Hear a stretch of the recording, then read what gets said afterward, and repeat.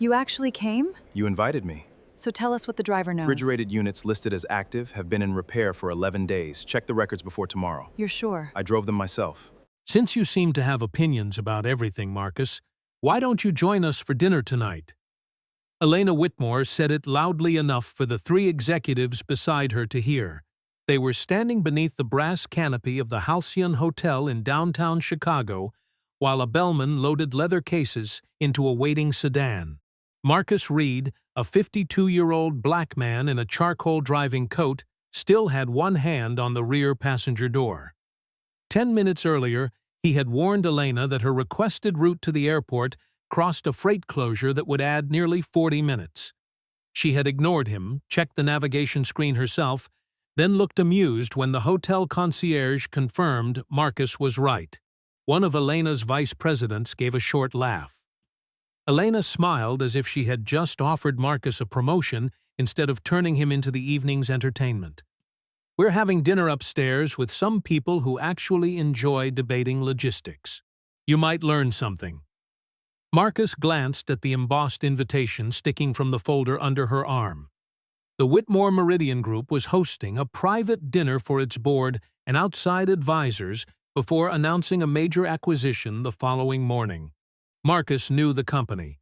Anyone who spent 12 hours a day moving executives between airports, warehouses, conference centers, and industrial parks eventually learned which companies were expanding and which were pretending they were. "I appreciate the invitation," he said.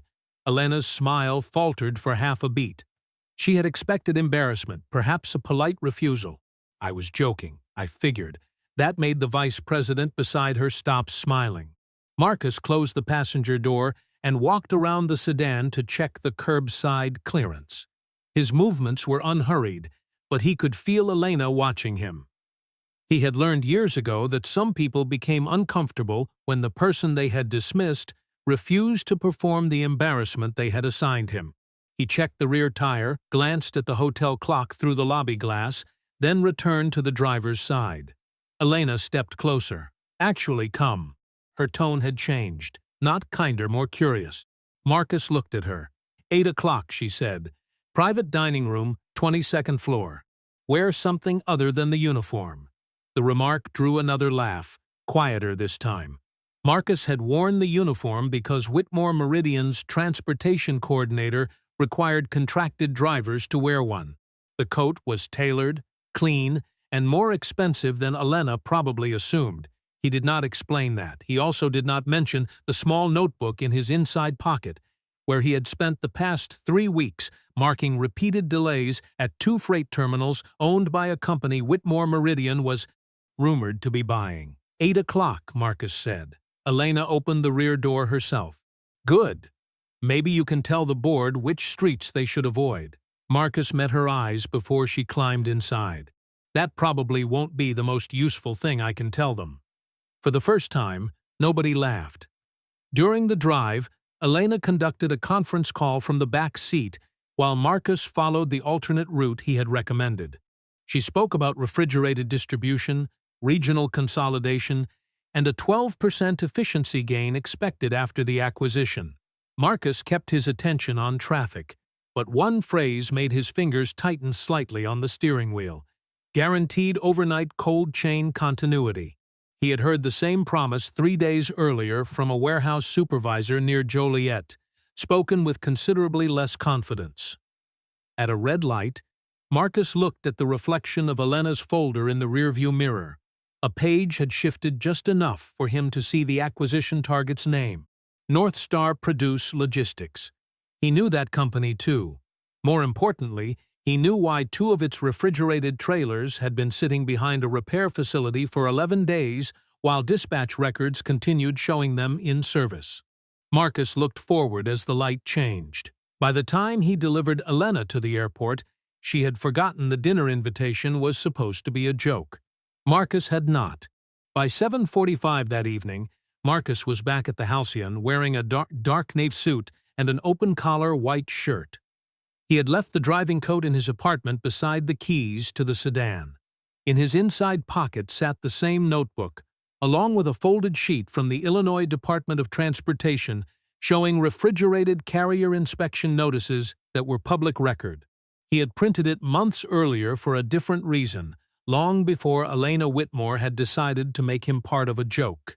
The hostess outside the 22nd floor dining room checked the guest list twice. Marcus Reed? That's right. Her hesitation lasted only a moment. She marked his name and opened the door.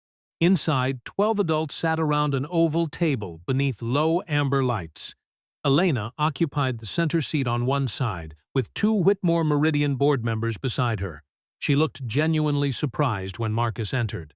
The surprise became amusement when she noticed that he had not brought a briefcase. "You came," she said. "You invited me." A few people smiled, but the response was different from the curb. One of the board members, a gray-haired woman named Diane Keller, rose enough to shake Marcus's hand and introduced herself as chair of the company's risk committee. Elena watched the exchange, then gestured toward the empty place at the far end. "Marcus was my driver today. He saved us from Chicago traffic and apparently has thoughts on freight networks." Marcus sat down, mostly on what happens when the network on paper is different from the network on the road. The first course arrived. Elena turned the conversation back toward North Star Produce Logistics, describing the acquisition as a way to control refrigerated delivery from regional farms to urban retailers. She spoke with the confidence of someone who had repeated the presentation often. North Star, she said, maintained 96% equipment availability and guaranteed overnight cold chain continuity across its Illinois corridor. Marcus took a sip of water. Diane noticed. "You disagree?" Elena gave him an indulgent smile. "Careful. This is where the driver tells us the traffic app is wrong again." Marcus felt the old temptation to answer the insult instead of the question. For a moment he nearly did. Then he remembered why he had come. "I think 96% availability is difficult to reconcile with what I've been seeing behind a repair yard in Joliet." The silverware nearest Elena stopped moving. Marcus explained that his regular clients included food distributors, plant managers, and regional buyers. Over the previous month, he had made repeated early morning pickups near North Star's Joliet terminal. 2 refrigerated trailers carrying North Star markings had remained behind the same repair facility for 11 consecutive days. A third appeared intermittently with its refrigeration unit disconnected. That alone proved nothing. Equipment broke. Fleets rotated assets. What bothered him was that dispatch conversations he overheard during legitimate pickups still referred to those trailer numbers as available. Elena leaned back. "You overheard conversations? Drivers hear plenty. Most of it means nothing. So this is gossip." "It might be," Marcus said. "That's why I didn't call it proof." Diane placed her fork down. "What did you call it?" "A reason to verify." Marcus removed the folded inspection sheet, not his notebook, and slid it toward her. The public notice listed 3 recent roadside refrigeration-related inspection failures connected to North Star's carrier registration. None established fraud. One involved a temperature control fault that had been corrected before the load continued. Still, the dates overlapped with the period North Star claimed unusually high equipment availability. Elena's face had lost its amusement. "You researched a company because you saw some trailers?" "No. I researched refrigerated transport because I'm considering buying into a small independent fleet with my brother. North Star happened to keep appearing in the same places." That answer changed the table more than Marcus expected. He had not planned to mention the investment. For 2 years, he had been saving toward it while driving executives who often assumed the sedan belonged to his employer and his ambitions ended at the steering wheel. Saying it aloud here felt dangerously close to defending his worth on Elena's terms. Diane studied the inspection dates again. "Our diligence package says those units were active." Elena turned toward her. "The seller certified the utilization schedule." "And if the certification is wrong?" Elena did not answer immediately. Across the table, Whitmore Meridian's chief operating officer opened his tablet and searched the acquisition files. Marcus watched his expression change as he compared trailer numbers. One matched. Then another. The dinner had been arranged to celebrate a transaction scheduled for board approval the next morning. Now Diane was asking the company secretary to delay that vote until the equipment records could be independently reconciled. Elena looked toward Marcus, no trace of the curbside joke left in her face. The invitation had not given him a seat at their table because he needed to learn from them. It had accidentally placed him where they finally had to listen. By 9:15, dessert had been cleared, and the dinner had turned into an emergency diligence session. Marcus remained at the far end of the table while Whitmore Meridian's chief operating officer, Samuel Price, compared Northstar's utilization spreadsheet against maintenance dates supplied by its outside advisor. The first mismatch could have been clerical. The second was harder to dismiss. A trailer recorded as hauling produce to Milwaukee had been listed by the repair facility as awaiting a compressor assembly that same morning. Alana stood near the window with her arms folded. "We still don't know whether the repair record is accurate." Samuel nodded. "Correct. Then we don't pause a $400 million transaction because a contractor remembers seeing equipment in a yard." Marcus felt the sentence before he answered it. Contractor, not guest now, not the man whose observation had started the review. He opened his notebook, then stopped himself. The pages contained dates, routes, pickup times, and notes he had made for his own proposed fleet investment. They were useful, but they were still his notes. "You shouldn't pause it because of me," he said. "You should pause it because your own diligence package contradicts an independent maintenance record." Diane Keller looked toward Elena. "That distinction matters." Elena's eyes stayed on Marcus. "And if tomorrow we learn the maintenance company entered the wrong trailer numbers?" "Then you've lost a night," Marcus said. "If the acquisition closes and those numbers were deliberately inflated, you've bought the problem." He regretted the sharpness as soon as he heard it. His brother Julian had warned him about that habit years ago. Marcus could stay patient through insult after insult, then spend all his restraint in one sentence. Elena caught it immediately. "So now you're advising the board?" "No. I'm answering the question you invited me here to answer." The table tightened around them. Marcus closed the notebook. He had promised himself that if the evening became a performance about proving he belonged, he would leave. Standing now would have protected his pride, but it would also have abandoned the only useful thing the dinner had become. He stayed. Samuel turned his tablet toward Diane. Northstar's diligence file contained a certification signed by its operations director stating that no more than 4 refrigerated units had been out of service simultaneously during the previous quarter. The maintenance invoices already available to Whitmore Meridian suggested at least 7 were down during one 11-day period. That did not prove intentional deception, but it made the certification unreliable enough to trigger a verification clause in the purchase agreement. Diane asked, "Can we hold tomorrow's approval without breaching?" Whitmore Meridian's general counsel, Priya Shah, had been listening more than speaking. At 46, she had spent most of dinner letting the executives argue around the documents. Now she opened the agreement on her laptop. "The board can defer approval pending confirmation of a material operating representation. The purchase agreement gives us 5 business days to request supporting records before the seller can claim unreasonable delay." Elena exhaled through her nose. "Northstar will know something happened." "They should," Priya said. "We're asking them to substantiate what they certified." That ended the debate about whether a hold was possible. It did not settle whether the discrepancies were mistakes, neglected maintenance, or something worse. Diane authorized an independent equipment reconciliation for 6 the next morning and instructed Samuel to preserve the diligence files exactly as received. Nobody was fired. Nobody announced fraud. The acquisition simply stopped moving forward until the numbers could survive inspection. Marcus finally stood. "You have what you need." Elena looked up. Some of the anger had drained from her expression, leaving something less comfortable. "You're leaving?" "I have a 6:30 pickup. You could cancel it." Marcus slipped the notebook back inside his jacket. People plan around drivers, too. In the elevator, he checked his phone and found 3 missed calls from Julian. Their lender wanted a decision by noon on the used refrigerated truck they had been considering.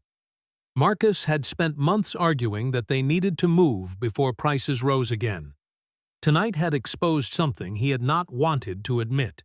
He understood the risks in other people's fleets better than he had investigated the one he was about to help buy. When the elevator reached the lobby, Marcus called his brother. "Don't send the deposit," he said. Julian was silent for a moment. "You changing your mind?" "No, I'm changing the order. Inspection first." Upstairs, Whitmore Meridian had frozen its biggest deal of the year to verify the machinery underneath the promises. Marcus realized he owed his own future the same discipline. Marcus reached the Joliet inspection yard just after 7 the next morning with Julian beside him and coffee cooling between the cup holders.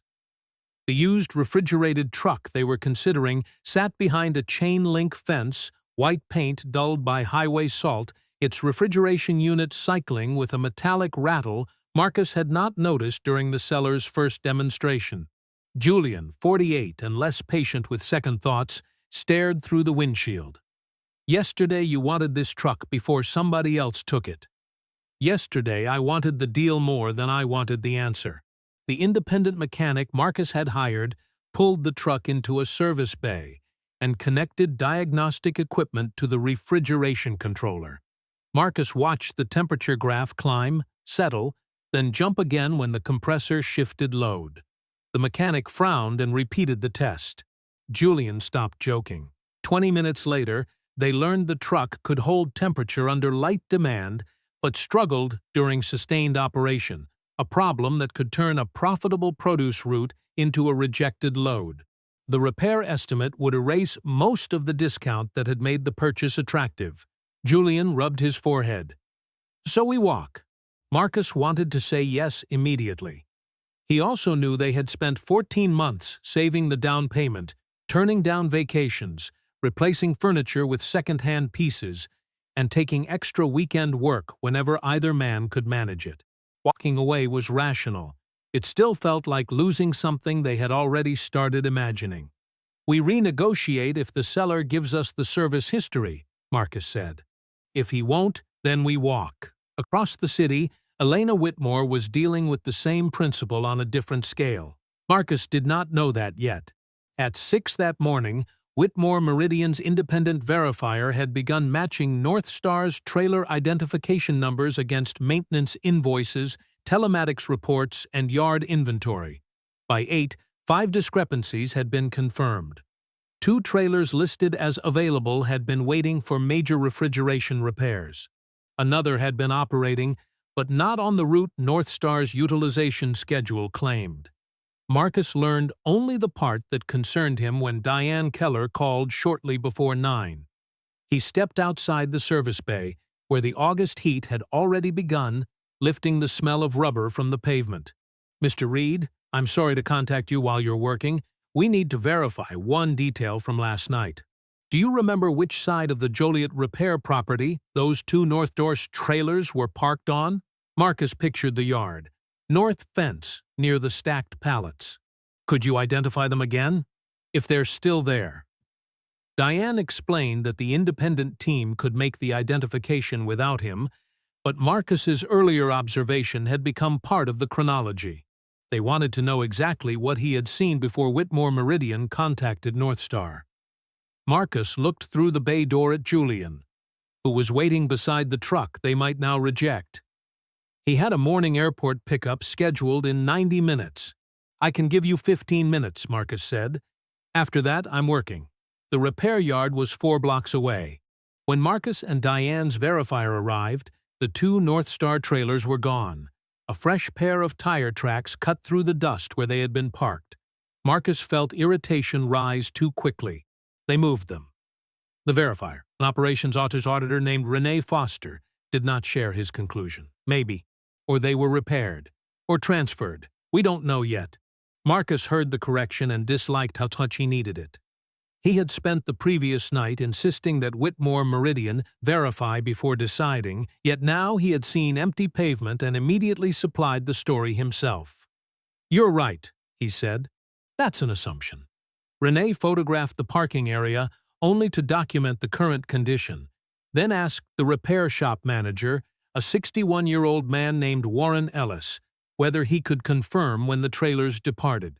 Warren refused at first, explaining that customer service records were confidential. Renee produced written authorization from Northstar's financing partner permitting verification of equipment connected to the pending acquisition review. That changed the conversation, not because anyone had intimidated him, but because the request finally had the right authority behind it. Warren checked his system and turned the monitor slightly away while reading. Both trailers had left shortly after 10 the previous night, less than an hour after Whitmore Meridian delayed its board vote. That timing still proved no deception, but it created a new question that could be answered. Renee requested preservation of the departure work orders and time-stamped release records. Marcus checked his watch. His airport client would expect the sedan at the curb in 42 minutes. For once, the most important thing he could do was leave the investigation to someone else. Marcus reached O'Hare with 6 minutes to spare.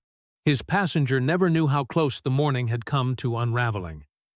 She spent most of the ride answering emails while Marcus watched traffic compress around the Kennedy and tried not to think about the Northstar trailers. The lesson from the repair yard bothered him more than the missing equipment. He had nearly turned suspicion into certainty because the facts happened to fit the story already forming in his head. At 11:30, after dropping his client at a law office in the Loop, Marcus received a message from Diane Keller asking whether he could join a short video call during his lunch break. He considered refusing. Whitmore Meridian had investigators, lawyers, and consultants paid to do this work. He was a witness to one narrow piece of the problem, not an unpaid member of Elena's acquisition team. Still, the call concerned something he had personally observed, so he parked near the lake and joined from the sedan. Renee Foster appeared first, followed by Diane, Priya Shah, Samuel Price, and Elena. Nobody mentioned the dinner joke. Renee explained that the repair shop had preserved the departure records. Both Northstar trailers had left the yard after 10 the previous night, but the work orders showed something more important than timing. Neither refrigeration unit had been repaired.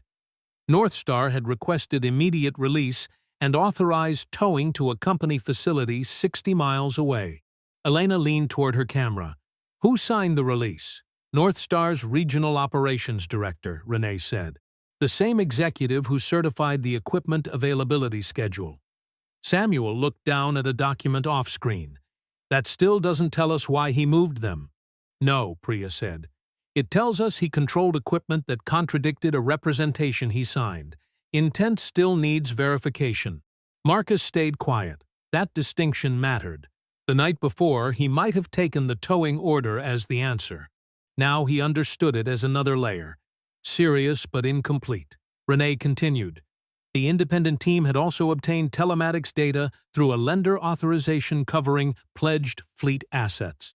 The two trailers had not been hauling produce during the 11 days Marcus saw them behind the repair yard.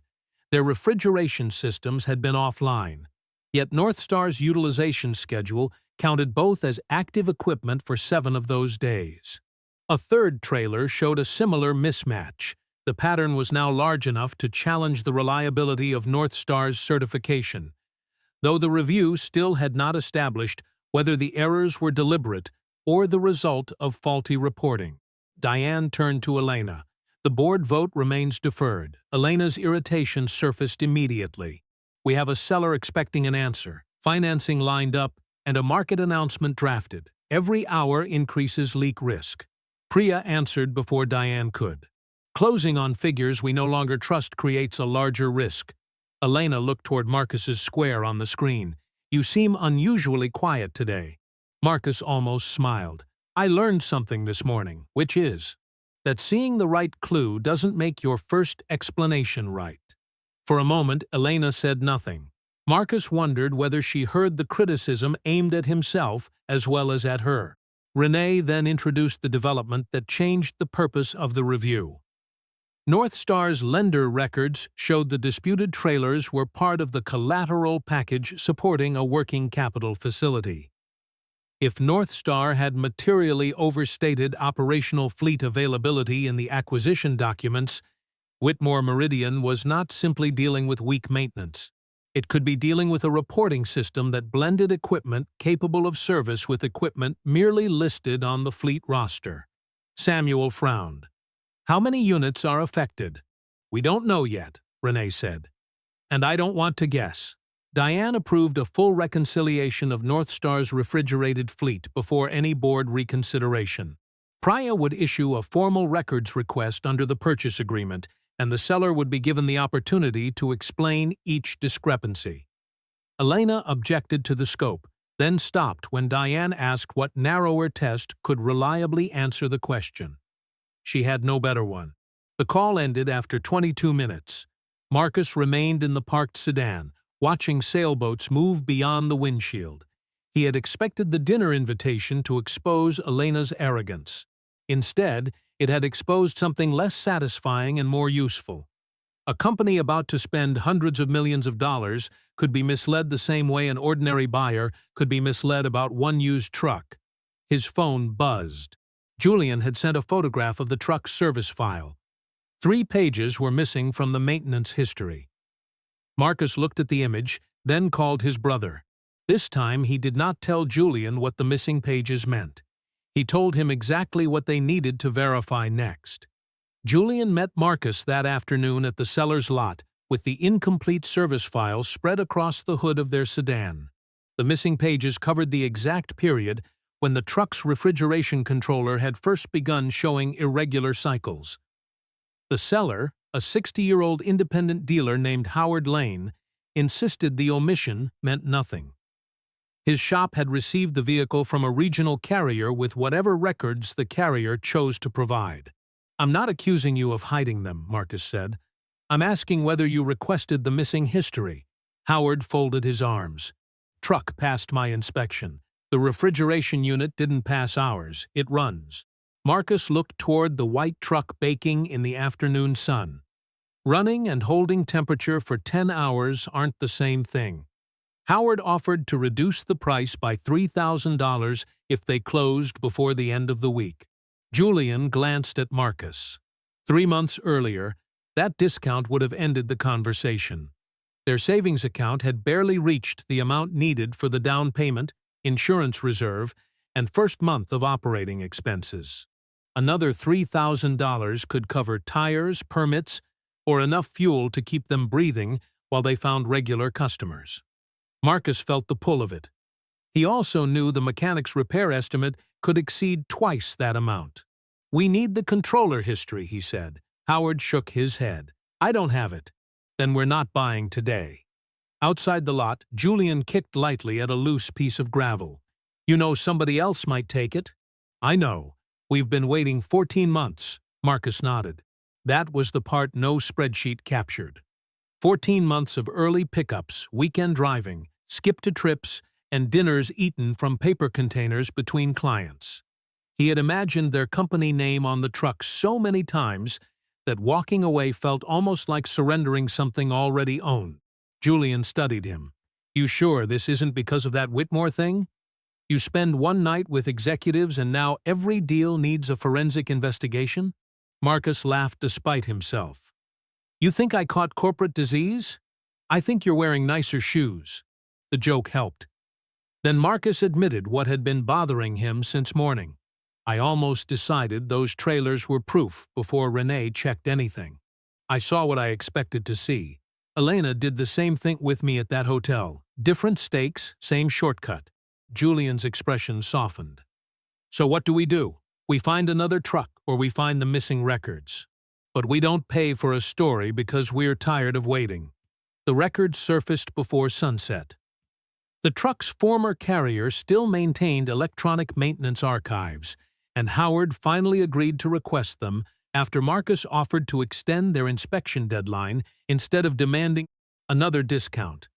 The missing entries showed 2 compressor shutdowns during high-temperature operation and a recommendation to replace the controller module. The repair had never been completed before the carrier sold the truck.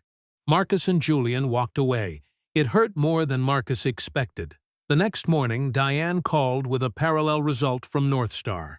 The company had responded to Whitmore Meridian's formal records request overnight. Its explanation was not a confession and did not collapse under the first question. Northstar argued that its utilization schedule counted trailers administratively assigned to active routes, even when substitute equipment actually performed the haul. Under that internal definition, the disputed units could remain classified as active while awaiting repair. Marcus listened from a parking garage before his first pickup. "Is that allowed?" "It may be internally consistent," Diane said, "but it isn't the definition used in the acquisition schedule." That distinction triggered the next test. Priya located the representation Northstar had signed for the transaction. It defined available refrigerated equipment as units mechanically capable of dispatch within 24 hours. The two trailers Marcus had seen had remained unrepaired for 11 days. Northstar's explanation had made the discrepancy clearer, not smaller. Whitmore Meridian now had grounds to challenge the certification formally, but Diane emphasized that the board still needed to determine scope. 3 trailers could indicate careless reporting. 30 could materially change the valuation. That afternoon, Elena requested something Marcus had not expected. She asked him to return to dinner, not as entertainment. This time, the invitation came through Diane, and the subject was specific. Northstar's operating model, the routes Marcus had observed, and what experienced drivers noticed that acquisition spreadsheets routinely missed. Marcus read the message twice. Then he forwarded it to Julian with one line: "They finally want to ask the right question." The second dinner took place in a smaller room without the amber lighting or polished presentation folders. Marcus arrived at 7:58 and found maps spread across the table beside maintenance reports and route summaries.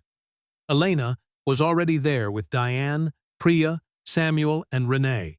No one introduced Marcus as the driver this time. Diane simply moved a chair out for him and said, "We need help understanding what these numbers look like on pavement." Marcus sat, but he did not touch the documents yet. "What exactly are you asking me to do?" Renee appreciated the question.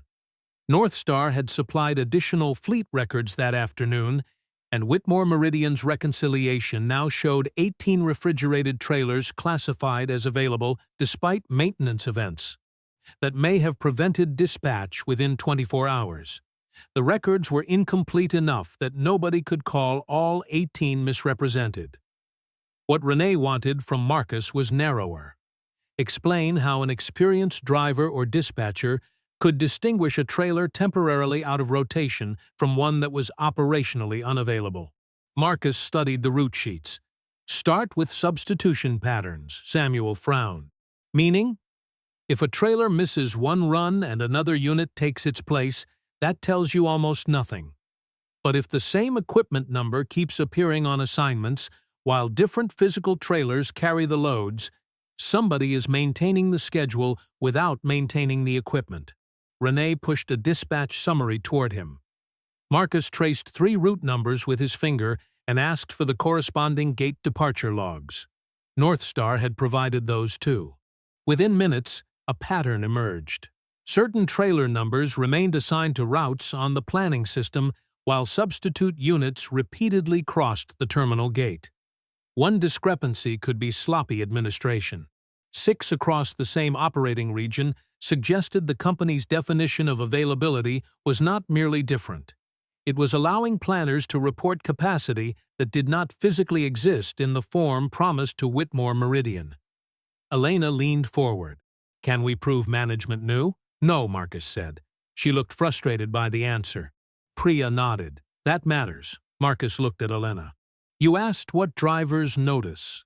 We notice when the paperwork keeps saying the same equipment is working while somebody else keeps doing its job. That still doesn't tell you who upstairs understands why." The comment might once have irritated Elena. This time she wrote it down. Renee then produced the most important document of the evening: a weekly exception report generated automatically by Northstar's maintenance system. It listed refrigeration units unavailable beyond 24 hours and routed the report to regional operations leadership every Monday. The disputed trailers appeared repeatedly. The report did not prove the acquisition schedule had been intentionally falsified, but it showed that North Star's regional operations director had access to a system identifying the same equipment as unavailable while later signing a schedule that classified it as available. Samuel exhaled. That closes the knowledge question for him. Part of it, Priya corrected. It shows access and receipt. We still establish whether he reviewed it and how the acquisition schedule was prepared. Elena pushed back from the table. We have 18 suspect units, contradictory definitions, and assigned certification. At what point do we stop treating every obvious conclusion like it needs another permission slip?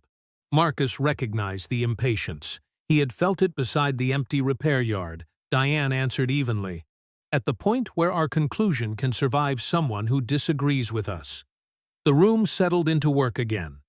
Priya proposed that Whitmore Meridian formally challenge North Star's fleet representation and require an executive response before any revised valuation. Renee would preserve the automated exception reports and verify delivery records. Samuel would model the financial effect if 18 trailers were excluded from operational capacity. Diane would keep the board vote suspended. Elena looked toward Marcus. And what would you ask for? He considered the question before answering. One live test. Renee turned toward him. Pick 3 trailers North Star currently reports as available. Don't warn the terminal which numbers. Ask them to dispatch those exact units under the 24-hour definition they signed. If they can, that helps them. If they substitute again, you learn something the spreadsheet can't explain away.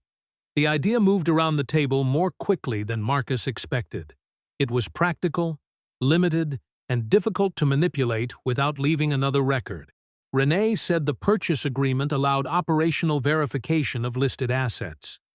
Priya confirmed the test could be requested without accusing North Star of misconduct. Diane approved it for the following morning. Elena closed her folder, then looked at Marcus for several seconds. I invited you to the first dinner because I thought your confidence was funny. Marcus waited. I was wrong about what I was looking at. It was not a polished apology, and Marcus was glad for that. Then, keep looking, he said. At 6 the next morning, North Star would be asked to produce 3 supposedly available refrigerated trailers for dispatch. For the first time, its numbers would have to become machinery. At 6:20 the next morning, Marcus stood beside Renee Foster at North Star's Joliet terminal while 3 refrigerated trailers idled beneath sodium lights. He had agreed to observe only because the test depended partly on what a working driver would notice during preparation. Elena, Diane, Priya, and Samuel watched remotely through a secure video feed. North Star had been told that Whitmore Meridian would verify 3 randomly selected units from the acquisition schedule, but the exact trailer numbers had been disclosed less than 10 minutes earlier. The first unit started cleanly. Its refrigeration controller reached target temperature, and the terminal crew completed the normal pre-trip checks without substituting equipment. Marcus noted nothing unusual. The second trailer also passed, though Renee recorded a delay caused by a battery fault that was corrected on site. Neither result helped the theory that North Star's entire fleet report was unreliable. Marcus found himself relieved by that. He wanted the test to produce an answer, not a punishment. The third number appeared on the yard inventory screen, but no matching trailer arrived at the inspection lane. A dispatcher in his 40s approached Renee and explained that the unit had been reassigned overnight because another trailer needed service. Renee asked a simple question. Can you bring the exact unit listed as available? The dispatcher hesitated, then checked his handheld terminal. It's at our south maintenance pad. How long? Another pause. Since Monday. It was Thursday. Marcus kept his eyes on the lane instead of Elena's image on the remote monitor. The acquisition definition required equipment classified as available to be mechanically capable of dispatch within 24 hours. 3 days at a maintenance pad did not automatically establish dishonesty, but it directly contradicted the status North Star had certified the previous evening. Renee asked for the maintenance ticket. The dispatcher requested permission from his supervisor and 20 minutes later the document arrived through North Star's counsel. The refrigeration compressor had failed during a loaded run on Monday. Parts were still on order. The same trailer, nevertheless, remained marked available in the acquisition schedule because, according to an internal planning note, substitute equipment was expected to cover its assigned routes. Priya spoke through the conference line. That is the same classification method they already told us they were using. Renee nodded, and it conflicts with the definition they agreed to for this transaction. By 8:15, the live test was over. 2 trailers passed. One failed the contractual availability standard before anybody needed to argue about intent. Diane reconvened the board's transaction committee that afternoon. Marcus joined only for the first 10 minutes to confirm what he had observed, then left the call when the discussion moved into valuation and legal remedies. The committee did not cancel the acquisition.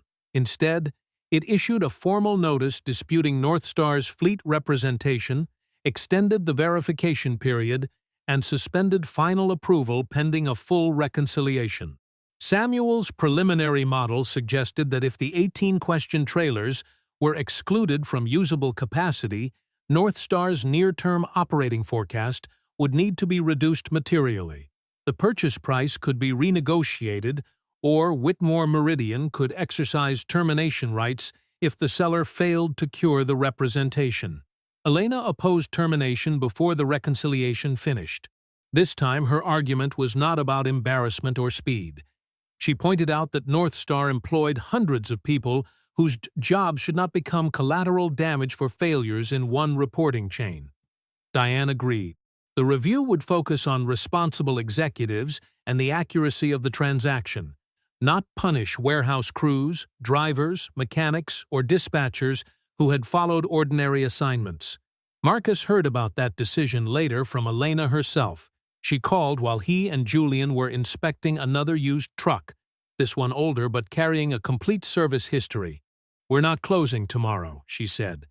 "And we're not pretending we already know the final remedy." Marcus ran his thumb along a grease-darkened maintenance binder. "That sounds expensive." "It is," he waited. So was being certain too early. The admission stayed with him after the call ended. The second truck cost more and looked less impressive than the one Marcus and Julian had almost bought. Its records, however, showed every compressor replacement, roadside failure, and deferred repair for 6 years. Nothing about it was flattering. Marcus smiled at his brother. "Make an offer," he said. 3 weeks later, Marcus and Julian took delivery of the second truck. The paint had faded unevenly along the cargo box, and one rear door carried a shallow dent that the seller had never bothered to repair. Marcus liked it more for that. The flaws were visible. The service binder sat between them on the passenger seat as they drove toward their first contracted pickup at a produce warehouse outside Aurora. Julian tapped the binder. "You know we could frame this." Marcus glanced over. "For what?" "Proof that paperwork finally made you happy." Marcus laughed. Their first route was not glamorous, but it was theirs. Refrigerated greens from a regional distributor to 3 independent grocery stores in Chicago. The margin was modest, the schedule tight, and the insurance deposit had hurt more than either brother admitted. Still, when the refrigeration unit settled into a steady hum behind the cab, Marcus felt something loosen in his chest. Whitmore Meridian's North Star review had moved more slowly. Renee's reconciliation ultimately identified 21 trailers that had been classified as available under North Star's internal planning method, despite failing the purchase agreement's 24-hour dispatch standard during part of the review period. The discrepancy did not mean 21 trailers were permanently unusable. It did mean the acquisition materials had overstated immediately available refrigerated capacity at several points. North Star's board commissioned its own internal review after Whitmore Meridian issued the formal dispute. The regional operations director, who had signed the certification, was removed from transaction duties while investigators examined how the schedules had been assembled. 2 analysts told reviewers they had raised questions about the definition weeks earlier but were instructed to use the planning system classification without qualification. Their statements did not implicate every manager above them, but they shifted the problem from a spreadsheet mistake to a failure of escalation. Elena called Marcus after Whitmore Meridian's board received the findings. We renegotiated. He was unloading empty pallets behind one of the grocery stores, sweat darkening the collar of his work shirt. That sounds less dramatic than your first dinner. It was much less fun. Whitmore Meridian had reduced the purchase price, required Northstar to replace the disputed capacity schedule with independently verified equipment data, and added a post-closing audit right tied to fleet reporting. The deal would proceed only after the corrective records were accepted. Northstar also agreed to create a direct reporting channel for maintenance and dispatch employees, who identified discrepancies affecting financial or operational certifications. And the people who raised the issue, Marcus asked, protected from retaliation under the agreement. He leaned against the truck's liftgate. That matters more than making somebody apologize at a dinner table. Elena was quiet for a moment. I know. The regional operations director eventually resigned after Northstar's investigation concluded that he had approved the acquisition schedule despite repeated internal warnings that its definition did not match the contractual one. A vice president who had received one of those warnings but failed to escalate it lost oversight responsibility for transaction reporting. Neither outcome happened overnight, and neither solved every weakness in Northstar's culture. Renee remained involved through the first post-closing verification cycle. Elena changed something smaller as well. Whitmore Meridian's executive transportation policy had long treated contracted drivers as interchangeable service staff, even when senior employees relied on them for operational access across airports, warehouses, plants, and client sites. At Elena's request, the company rewrote its vendor engagement guidance so employees could submit field observations from drivers, couriers, technicians, and other contractors into formal operational reviews without confusing those observations with verified evidence. Marcus heard about the change from Diane, not Elena. That was her proposal, Diane told him. She said she had learned the difference between listening to somebody and deciding what they were worth before they spoke. Marcus did not answer immediately. He appreciated the change. He was not ready to turn Elena's growth into absolution. That evening, after the last grocery delivery, Marcus parked the truck beside Julian's apartment building. The refrigeration unit clicked off, leaving a sudden mechanical quiet around them. Julian closed the service binder and handed it over. "You keeping this in the cab?" Marcus placed it in the compartment behind his seat. Every trip. The binder was not a symbol of distrust anymore. It was simply a record of what the truck had survived and what it would need next. For Marcus, that was enough. 2 months after Whitmore Meridian completed the Northstar acquisition under revised terms, Marcus returned to the Halcyon Hotel through the same brass-canopied entrance where Elena had first invited him to dinner as a joke. This time he was driving his own refrigerated truck, not an executive sedan. Julian sat beside him with a delivery manifest on his knee. Reed Brothers Cold Freight had won a small contract supplying specialty produce for 3 Whitmore Meridian hospitality properties, including the Halcyon. Marcus backed into the service dock while Julian guided him from the pavement. The truck was still imperfect. One mirror vibrated above 50 miles an hour, and the repaired liftgate complained in cold weather. What mattered was less glamorous. The temperature recorder had stayed within range on every route, their invoices were current, and the maintenance binder had gained 6 new pages because Marcus documented problems before they became stories someone could tell themselves later. Inside Whitmore Meridian, Northstar's first post-closing audit had also finished. Independent reviewers confirmed that the revised equipment data matched physical fleet condition within the new reporting standard. The employee escalation channel had received 4 reports during its first month, including 2 that identified maintenance scheduling errors before they affected customer commitments. The analysts who had raised concerns during the acquisition remained employed and were moved into roles where their exceptions could no longer be buried beneath planning classifications. the former regional operations director, did not return. North Star's board accepted his resignation after concluding that he had approved a certification he had reason to know used the wrong definition.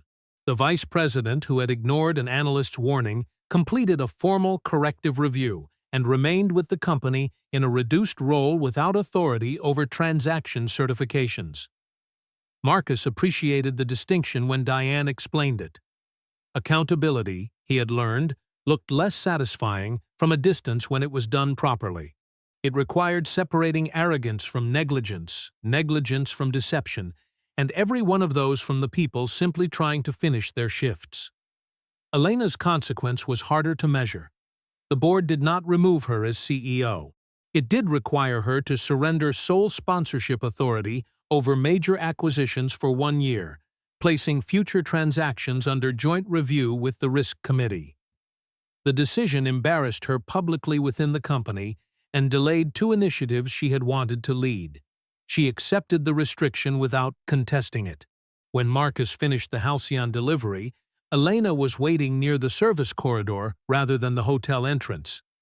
"I heard you got the contract," she said. "Julian says I'm supposed to act like it was inevitable." "Was it?" She smiled. "Good." For a few seconds, they listened to workers roll crates across the dock. Elena had apologized to Marcus privately weeks earlier without asking him to forgive her. He had thanked her for saying it and changed the subject. Their relationship had settled there, somewhere between respect and caution. She looked at the truck. "Dinner tonight?" Marcus raised an eyebrow. Elena caught herself and laughed, genuinely this time. That sounded terrible. It did. "I mean a supplier dinner. 7 people, everyone invited on purpose." Marcus considered it. He and Julian had another pickup at 5, and their first quarterly insurance payment was due the following morning. There had been a time when being welcomed into that dining room would have felt like proof that Elena finally understood who he was. He no longer needed the proof. "Send the details," he said. "If the route works, we'll come. My partner owns half the company." Elena nodded. "Then I should probably meet the person who keeps you from making bad purchases." "You've been talking to Julian." "Only once. That was enough." Marcus returned to the truck, where Julian was already complaining about the next warehouse appointment. He started the engine, checked the temperature display, and pulled the maintenance binder from behind his seat long enough to record a vibration he wanted inspected before Monday. As he closed it, a new email appeared on his phone from Diane. North Star's improved reporting system had flagged an unexpected pattern at a newly acquired distribution center in Indiana. Nothing had been proven wrong. The numbers simply did not match the physical turnaround times, and Diane wanted to know whether Reed Brothers would consider a short-term observation contract before the next audit cycle. Marcus showed the message to Julian. Julian read it twice. "That sounds like consulting." Marcus slid the phone into the cup holder and put the truck in gear. "No," he said. "It sounds like another route we should inspect before we agree to drive it." The halcyon disappeared behind them as the refrigerated unit settled into its steady hum.